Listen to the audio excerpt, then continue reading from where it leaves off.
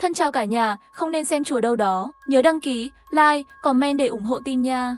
8 giờ tối. Toàn bộ học sinh trong trường đột ngột bị thêm vào một nhóm WeChat. Tôi nhìn thấy trong nhóm có 14,444 người. Tên nhóm WeChat còn khó hiểu hơn nữa. Nhóm sinh tồn đã khiến mọi người xôn xao. Nhóm này là sao vậy?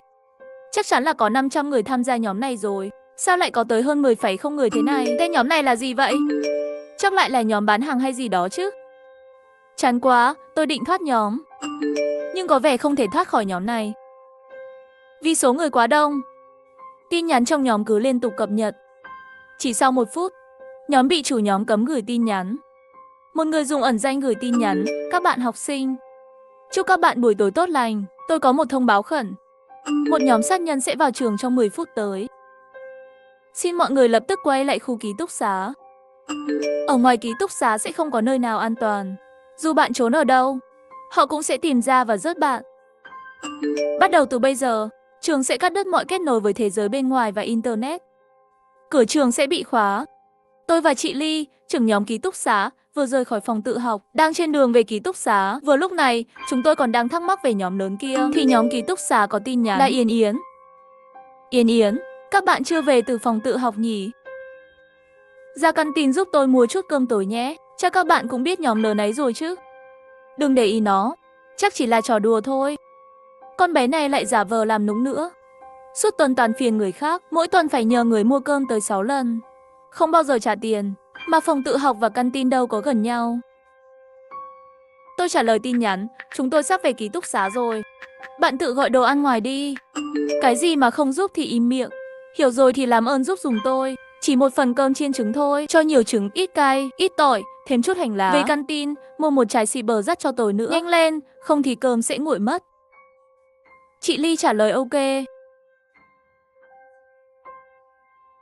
Chị Ly là người rất tốt, xem mọi người như em gái mình. Cô ấy luôn giúp đỡ mọi người. Chỉ có chị ấy mới chiều được con bé kia. Tôi nhìn vào nhóm WeChat với 10,0 người, rồi nói với chị Ly: chị Ly, hay để em đi cùng chị. Chị Ly cười một cái rồi nói: mang cơm thì không cần 2 người đâu. Nhóm WeChat đó chỉ là trò đùa thôi. Không sao đâu, chúng ta không nói nhiều nữa. Chị Ly quay người đi về phía căn tin. Tôi đi về hướng ký túc xá. Sau khi người dùng trong nhóm sinh tồn gửi tin nhắn, chủ nhóm chỉ cấm bình luận, nhưng nhóm lại nổ tung. Đây là ai thế? Giữa đêm khuya mà tung tin đồn. Đã là thời đại nào rồi? Sát nhân? Một nhóm sát nhân à? Đùa à? Khoan đã. Không có sóng, không thể liên lạc ngoài trường nữa. Mất tín hiệu rồi. Đừng sợ. Dù sát nhân có đến, chúng ta cũng sẽ khiến chúng hối hận khi vào trường. Ngay cả khi chúng ta trong khoa thể dục. Tôi vừa đi vừa xem tin nhắn trong nhóm. Đi vào ký túc xá và nhìn đồng hồ, 8 giờ 9 phút. Chỉ còn 1 phút nữa, mình thật là ngốc. Sao lại tin vào trò đùa ngớ ngẩn này cơ chứ? Tôi định đi lên lầu. Đột nhiên một tiếng nổ lớn vang lên phía sau. Cửa tự động ký túc xá đóng lại.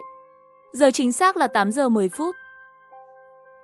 Tôi nhìn thấy một bạn học vẫy tay từ ngoài cửa, ra hiệu tôi mở cửa. Tôi ấn nút mở, nhưng cửa không có phản ứng gì.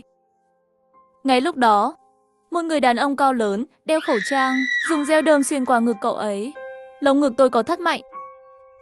Tôi đứng ngay người gần 1 phút mới hoàn hồn. Những gì người dùng ẩn danh nói là sự thật, và những kẻ sát nhân thực sự đã ẩn nấp trong trường. Hoặc những kẻ sát nhân này xuất hiện từ đâu đó. Tôi vội vã gửi tin nhắn cho chị Ly. Chị Ly, nhanh quay lại, lời người ẩn danh nói là sự thật. Thật sự có sát nhân. Chị Ly nhanh chóng trả lời tin nhắn. Chị đang trốn trong kho ở tầng 1 căn tin. Hiện tại rất an toàn. Tôi thấy có sát nhân vào căn tin rồi. Nhiều bạn học đã bị rớt rồi. Thật sự có sát nhân, và rất nhiều nữa. Cửa trường không mở được, không thể gọi ông can. Tôi vừa nhìn thấy qua cửa sổ một bạn học bị chém chớt. Hình như ký túc xá là an toàn, nhưng không thể vào được. Các nhân viên trường đã không thể liên lạc từ 10 phút trước. Các bạn có nhận thấy không? Số người trong nhóm đang giảm dần. Tôi vội vã nhìn lên số người trong nhóm. Thông tin từ nhóm sinh tồn, 14,333 người, số lượng giảm đi chóng mặt. Dù số lượng sát nhân có nhiều đến đâu, tốc độ chết cũng không thể nhanh đến thế. Tôi đột nhiên nhớ lại câu nói của người ẩn danh. Chỉ có ký túc xá là an toàn, mọi nơi khác đều không có chỗ trốn ở đâu. Cũng sẽ bị chúng tìm ra và rớt chớt. Tôi vội vàng kiểm tra thành viên trong nhóm, phát hiện chị Ly đã không còn trong nhóm WeChat nữa. Có phải chị ấy cũng bị tấn công rồi không? Chị Ly là người bạn thân nhất gần đây của tôi. Thấy chị ấy không có trong nhóm, tôi cảm thấy choáng váng. Lúc này, nhóm ký túc xá lại có thông báo mới. Chị Ly, con của tôi không sao chứ? Tôi không sao, chỉ đói một chút thôi, nhưng bạn nhất định phải cẩn thận. Đừng làm mất cơm nhé. Chị Ly mãi không trả lời tin nhắn. Nhìn số người trong nhóm sinh tồn tiếp tục giảm dần. Tôi mơ hồ nghe thấy tiếng la hét từ ngoài ký túc xá. Tôi không còn giữ hy vọng nữa. Sau 5 phút, số người trong nhóm cuối cùng không giảm nữa. Nhóm sinh tồn còn lại 10,444 người, gần 4,0 người đã chết. Lại một lần nữa, nhóm bị cấm bình luận. Người ẩn danh lại bắt đầu gửi tin nhắn. Chúc mừng các bạn đã sống sót. Những bạn không vào ký túc xá đúng giờ đã gặp nạn hết rồi. Những bạn ngoan ngoãn sẽ không bị hại. Nhóm tội phạm định xông vào ký túc xá, nhưng đã bị quản lý ký túc xá ngăn lại. Vài phút sau, tất cả các bạn phải quay lại ký túc xá, khóa chặt cửa ký túc xá. Đừng quên về ký túc xá vào buổi tối, quản lý sẽ giận. Hắn sẽ phạt tôi. Ký túc xá ở tầng 6, phòng 608. Tôi phải chạy về trong vòng 2 phút. Tôi vừa cất điện thoại đi. Đột nhiên nhìn thấy 10 mấy người đàn ông đeo khẩu trang, mang theo reo, đang đá vào cửa ký túc xá. Cửa kính đã bắt đầu nứt. Ngay lúc này, ba quản lý ký túc xá như siêu nhảy qua hơn 10 mét đến bên tôi. Ba nhìn chằm chằm vào nhóm tội phạm ngoài cửa. Những người đó khi thấy ba quản lý, cảm giác hoảng sợ lộ rõ trên mặt. Họ quay người bỏ chạy. Tôi thở phào nhẹ nhõm. Lúc này, tôi mới nhìn rõ mặt của bà quản lý ký túc xá. Khuôn mặt bà tái mét, mắt trống rỗng. Đồng tử mắt bà trắng bệch, chúng liên tục chuyển động nhanh chóng trong mắt. Cảnh tượng này hoàn toàn khác với bà quản lý tôi biết trước đây. Tôi chạy vội lên tầng trên. Cảm giác adrenaline bùng lên trong người. Thể trạng của tôi vốn không mạnh, nhưng tôi vẫn chỉ mất 1 phút để chạy lên tầng 6. Khi tôi sắp vào phòng 608, tôi phát hiện cửa ký túc xá đã bị khóa. Tôi vội vàng gõ cửa. Trong phòng, tôi nghe thấy tiếng bạn cùng phòng nói nhẹ nhàng. Khóa cửa đi, dưới tầng còn bọn ngoài kia. Giọng của hắn nghe có vẻ bình thản. Cậu sao giờ này còn ở ngoài? Trong nhóm còn nói, nếu không khóa cửa sẽ bị phạt. Chẳng liên quan gì đến tôi không quan tâm. Vội vã bắt đầu đi tiếp. Khi tôi đã gần như tuyệt vọng, cửa nhẹ nhàng mở ra.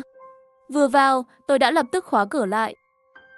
Ngay khi tôi vừa vào, tôi nghe thấy tiếng ngoài cửa. Giọng của bà quản lý ký túc xá vang lên, lạnh lẽo. Những học sinh không vâng lời đừng có trách tôi.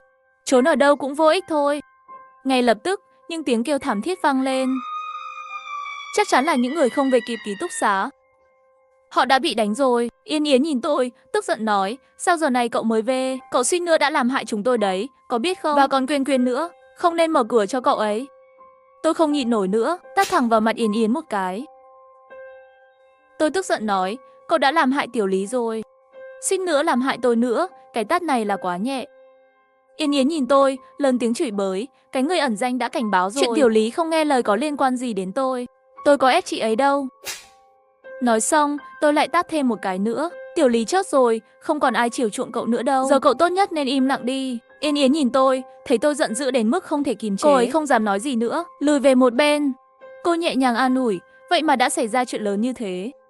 Chắc chắn sẽ có người đến cứu chúng ta thôi. Ngay lúc đó, tiếng gõ cửa vang lên. Tiếp theo là một giọng nói quen thuộc từ bên ngoài. Chính là tôi đây, mở cửa đi. Tôi đến để cứu các cậu đây. Giờ các cậu đã an toàn rồi. Yên Yến rõ ràng thở phào nhẹ nhõm. Quyên Quyên còn chạy vội đến cửa, muốn mở cho giám thị. Cuối cùng cũng đến rồi. Lúc này mấy người ở dưới đánh tôi. Trong đầu tôi lóe lên một suy nghĩ đầu tiên. Mọi chuyện hình như không ổn rồi. Tôi liếc mắt nhìn Quyên Quyên. Lúc này, Quyên Quyên cũng không dám hành động lỗ mãng. Ngoài kia có rất nhiều kẻ giết người. Đừng nói là giám thị. Cho dù là ông Can cũng không thể giải quyết nhanh như vậy. Huống hồ trong ký túc xá còn có một người quản lý ký túc đáng sợ hơn. Thầy giám thị dựa vào đâu mà cứu được chúng ta? Tôi nhìn qua cửa xem bên ngoài. Đứng trước cửa ký túc của thật là thầy giám thị. Chuyện kỳ quái và đáng sợ xảy ra tối nay quá nhiều. Tôi không mở cửa mà thận trọng hỏi. Những tên sát nhân trong trường đã bị bắt hết chưa? Ngoài cửa, thầy giám thị lập tức đáp, đã bắt hết rồi. Các em là con gái ở trong ký túc rất nguy hiểm. Mau mở cửa cho thầy vào. Tôi không mở cửa, mà đi tới cửa sổ nhìn xuống dưới. Rõ ràng tôi thấy từng tên sát nhân cầm reo đang đi lại trong khuôn viên trường. Thầy giám thị đang nói dối. Thấy chúng tôi mãi không mở cửa, tiếng gõ cửa của thầy giám thị càng dồn dập. Tôi thẳng thắn nói, tên sát nhân vẫn còn ở ngoài kia, rất nhiều chưa bị bắt. Ông rốt cuộc là ai? Tại sao lại muốn lừa chúng tôi? Nói xong câu này, tiếng gõ cửa ngoài kia dừng lại. Sau vài giây yên lặng, thầy giám thị lại lên tiếng, vừa rồi thầy giải thích chưa rõ. Để đảm bảo an toàn cho học sinh, ông Can đã ưu tiên vào ký túc xá trước. Các em mau mở cửa, thầy sẽ đưa các em đến nơi an toàn. Nghe câu nói này, đến cả Yến Yến đầu óc ngốc nghếch cũng không tin nổi. Tôi thẳng thắn đáp, chúng tôi sẽ không mở cửa đâu. Tôi cảm thấy ký túc xá mới là nơi an toàn nhất. Không ai có thể giúp được chúng tôi. Ngoài cửa, thầy giám thị tức giận quát. Các em dám không nghe lời thầy sẽ trừ hết điểm các em, khiến các em không thể tốt nghiệp. Tôi thậm chí thấy buồn cười. Mạng sống còn chẳng giữ được, ai quan tâm tới điểm số. Lúc này, thầy giám thị đột nhiên đổi giọng, nhẹ nhàng nói, Quyên Quyên, em vừa nói bên ngoài có người đánh em mà phải không? Mở cửa cho thầy sẽ giúp em đòi lại công bằng. Nghe lời thầy nói, Quyên Quyên vội vàng hỏi, thầy nói thật sao? Thầy thật sự giúp em được chứ? Trừng phạt mấy người bên ngoài. Tôi và Quyên Quyên nhìn Yến. Thấy ánh mắt cô ấy hơi mơ màng, thậm chí còn nở nụ cười kỳ quái không bình thường. Ngoài cửa, thầy giám thị dịu dàng nói, em yên tâm, chỉ cần mở cửa. Em muốn trừng phạt thế nào thầy cũng đồng ý. Trong ánh mắt kinh ngạc của tôi và Quyên Quyên, Yên Yến bắt đầu không tự chủ bước về phía cửa ký túc. Chuyện này không ổn rồi. Yên Yến dù ngốc nghếch, muốn trả thù tôi, nhưng cô ta ích kỷ và sợ chết. Nhìn Yên Yến, tôi lại tát một cái thật mạnh. Ánh mắt của Yên Yến lập tức trở lại sự ngu ngốc trong sáng. Lần này cô ấy không trách tôi đánh, mà sợ hãi lùi xa khỏi cửa ký túc. Tôi nhìn chằm chằm vào người bên ngoài cửa. Thầy giám thị đột nhiên thở dài, nói, thật tiếc. Các em đều là những đứa trẻ ngoan, vì vậy, không mở cửa thì không thể trừng phạt các em được nữa. Nói xong, thầy giám thị ngoài cửa bỗng biến thành mặt của cô quản lý ký túc. Quản lý ký túc đã rời đi, chúng tôi đã an toàn, nhưng thỉnh thoảng vẫn có tiếng hét thảm từ trong tòa nhà. Có lẽ là có người trong các phòng ký túc khác đã mở cửa. Tin nhắn trong nhóm sống sót liên tục được cập nhật. Mọi người đừng mở cửa nhé. Chúng tôi ở ký túc bên cạnh vừa mở cửa, hình như họ đều đã chết. Quản lý ký túc vừa rồi biến thành ông Can. May mà chúng tôi không mở cửa. Quản lý ký túc có thể thay đổi diện mạo, vừa rồi còn hóa thành cha tôi. Bạn cùng phòng tôi vừa phát điên lên, cứ đòi mở cửa ký túc để chạy trốn. Ở ngoài toàn sát nhân, cậu ấy sẽ chạy đi đâu? May mà chúng tôi giữ lại được. Ký túc xá chúng tôi cũng có người mất kiểm soát cảm xúc và muốn mở cửa. Họ muốn mở cửa để bảo vệ bạn gái. Suýt chút nữa thì chúng tôi chết. Vừa rồi, một sinh viên thể dục bên cạnh cầm vũ khí, đả đầu với quản lý ký túc. Tôi nhìn qua khe cửa thấy quản lý ký túc thật đáng sợ. Vũ khí không thể làm gì được những sinh viên thể dục đó. Chết thảm thật. Tin nhắn trong nhóm liên tục được cập nhật. Số người trong nhóm cũng thay đổi liên tục. Sống sót 10.321, sống sót 10.268, sống sót 10.124. Sống sót 9.981. Số người chết tiếp tục tăng. Ngay lúc này, có người trong nhóm gửi một đoạn tin dài. Dưới đây là những quy tắc được tóm tắt. Dựa trên những gì mọi người đã gặp phải. 1. Quản lý ký túc có thể biến thành những người mà chúng ta tin tưởng, lừa chúng ta mở cửa. 2. Quản lý ký túc có thể ảnh hưởng đến cảm xúc của chúng ta. 3. Quản lý ký túc là vô địch, ít nhất là chúng ta không thể chống lại. Mạnh thế nào thì chưa biết. 4. Quản lý ký túc có thể phân thân, vì vừa rồi, vào cùng một thời điểm, quản lý ký túc gần như xuất hiện trước tất cả các cửa ký túc, lôi kéo mở cửa. 5. Các cửa ký túc tạm thời an toàn. Dựa trên sức mạnh vũ khí của quản lý ký túc hiện nay, hắn muốn phá cửa ký túc rất dễ dàng. Những quy tắc của người ẩn danh tạm thời đáng tin. Tôi nhìn qua người gửi tin nhắn. Đó là học sinh xuất sắc nhất trường, có trí tuệ cao. Cậu ấy tổng hợp rất chính xác. Mọi người đều tự giác chia sẻ tin tức, vì để nhiều người nhìn thấy. Trong tình thế sinh tử, tất cả những người sống sót đều rất đoàn kết. Cuối cùng, số người trong nhóm không giảm nữa. Sống sót 9.432, nhóm dần dần im lặng. Mọi người đều hiểu rõ, số người mất đi là những sinh mạng sống. Quản lý ký túc sau khi thử nhiều lần không thành, cuối cùng cũng rời đi. Khi rời đi, âm thanh chán nản vang vọng trong hành lang. Sinh viên rất ngoan. Không mở cửa. Thật chán, hắn sắp tới rồi, tôi phải về ngủ đây. Quản lý ký túc đã rời đi, nhưng trong lòng tôi vẫn còn một nỗi lo.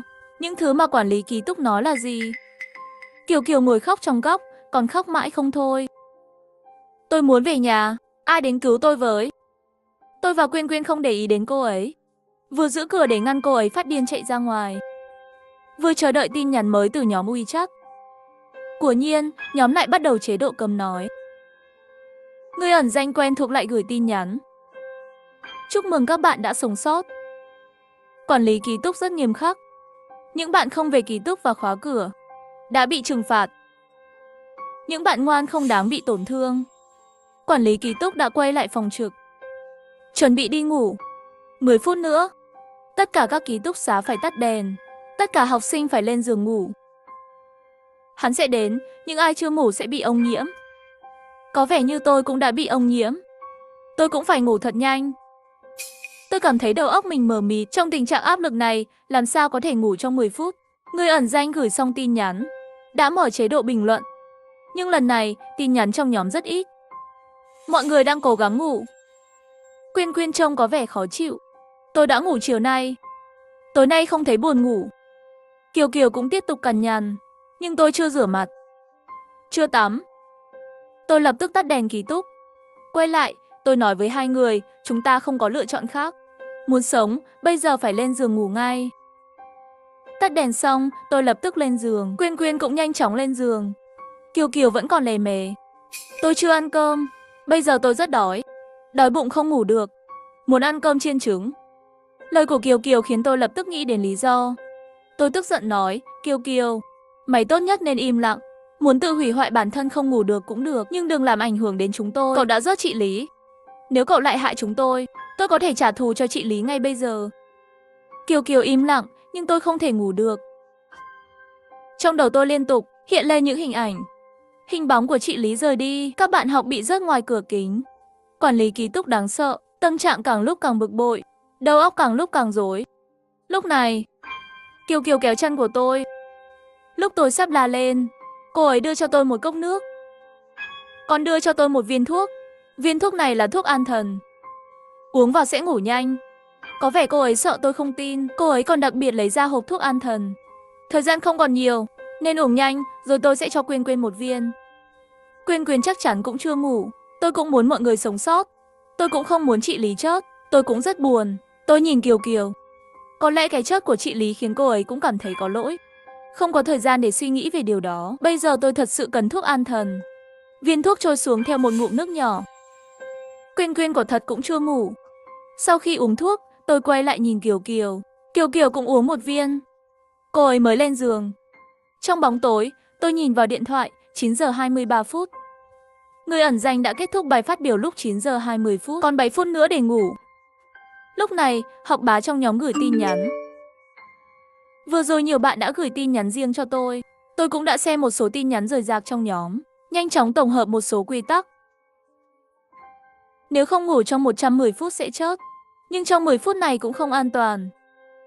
Thứ hai, tuyệt đối không nhìn ra ngoài cửa sổ. Thứ ba, không phản hồi bất kỳ âm thanh nào. Thứ tư, phải bỏ qua tất cả các hình thức cám dỗ. Nhìn vào tin nhắn trong nhóm. Tôi lập tức sao chép tin nhắn nhóm vào phòng ký túc xá. Quyên Quyên và Kiều Kiều nhanh chóng trả lời chị Lý. Chúng tôi đã nhận được. Trong nhóm lớn, liên tiếp có người gửi tin nhắn. Nhanh nhìn ra ngoài, mặt trăng đẹp quá. Mặt trăng màu đỏ. Các đường vân trên đó giống như mạch máu. Có thần linh trên mặt trăng, là thần đến cứu chúng ta rồi. Làm ơn nhìn ra ngoài đi. Nhìn mặt trăng đi. Càng nói như vậy trong nhóm, càng cảm thấy đáng sợ. Tôi vội vã tắt điện thoại. Có một ánh sáng đỏ yếu ớt chiếu vào cửa sổ. Ánh sáng phản chiếu lên tường bên cạnh giường. Chỉ là ánh sáng lướt qua mắt tôi. Tôi cảm thấy toàn thân máu chảy nhanh hơn. Tim tôi đập nhanh hơn. Tôi vội vàng nhắm mắt lại để ngủ. Ngay lúc đó, tiếng ly chị vang lên, dưới tôi về rồi. Tôi đã tránh được tòa nhà ký túc xá nơi kẻ giết người đang tiến đến. Tôi biết cách rời khỏi trường rồi. Cậu mau dậy đi, theo tôi đi. Đó là tiếng ly chị, nhưng cửa ký túc xá bị khóa. Tôi biết ly chị không mang theo chìa khóa. Tôi sợ hãi đến mức không dám cử động. Nhưng khi nghe thấy tiếng của ly chị, lòng tôi vẫn rất đau buồn. Ly chị vẫn tiếp tục thuyết phục tôi. Tôi không trả lời, cho đến khi tiếng nói đó biến mất. Ngay sau đó, tôi lại ngửi thấy mùi thức ăn. Mặc dù tối nay đã ăn cơm, nhưng tôi lại cảm thấy rất đói. Cảm giác như đã mấy ngày chưa ăn gì vậy. Còn có cậu bạn trai mà tôi thầm mến đang tỏ tình bên tai tôi. Toàn thân tôi cảm thấy vô cùng mệt mỏi. Ý thức dần dần mờ nhạt. Lờ mờ tôi nghe thấy giọng của Tiểu gào hét lớn cứu tôi. Cảm giác giường của Quyên Quyên rung lên một chút. Sau đó tôi mất đi ý thức. Tôi không biết mình đã ngủ bao lâu. Khi mở mắt ra, Quyên Quyên đã chết rồi. Chuyện này không đúng. Chẳng lẽ tiếng kêu cứu của Tiểu gào là để đánh thức Quyên Quyên? Nếu không thì Tiểu gào sao có thể sống sót được?